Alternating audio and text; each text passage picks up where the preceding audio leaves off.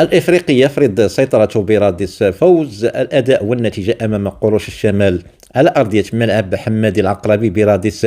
لم يكن النادي الإفريقي يبحث فقط عن 3 نقاط، بل كان يبحث عن تأكيد شخصيته. فوز الإفريقي بنتيجة 1-0 على النادي البنزرتي في الجولة 19 لم يكن وليد الصدفة، بل كان انعكاسا لسيطرة مطلقة ترجمتها لغة الأرقام قبل الأقدام.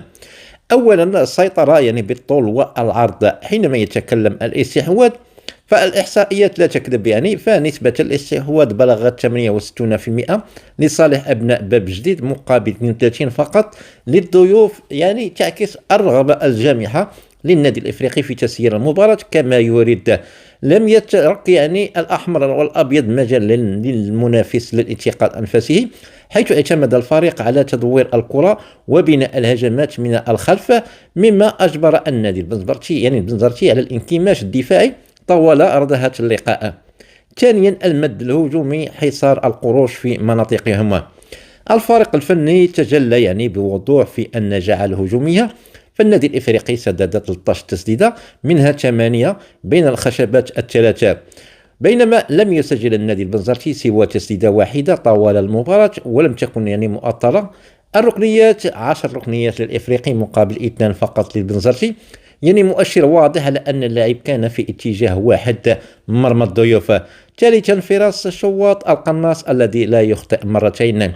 كان المهاجم فراس الشواط هو بطل السهرة بامتياز رغم إلغاء هدف له في الدقيقة 36 بداعي تسلل، إلا أن غريزة الهداف لم تهدأ ليعود في الشوط الثاني الدقيقة 51 ويسجل هدف الحسم الذي أشعل مدرجات رادس.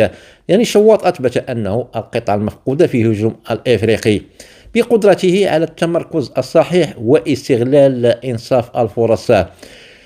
رابعا القراءة الفنية، توازن 3-1-4-2. اعتمد النادي الإفريقي على رسم تكتيكي متوازن، 3-1-4-2 أعطى الفريق كثافة عددية في وسط الميدان بوجود أشريمي كحلقة وسط مع انطلاقة السهيلي والشريفي على الأطراف. هذا التكتيك سمح بفرض حصار خانق على النادي البنزرتي الذي عانى بدنيا وذهنيا، وظهر ذلك جليا في عدد البطاقات، الصفراء 4 للبنزرتي مقابل 1 للنادي الإفريقي، مما يدل على لجوء الضيوف للتدخلات العنيفة لإيقاف زحم أصحاب الأرض.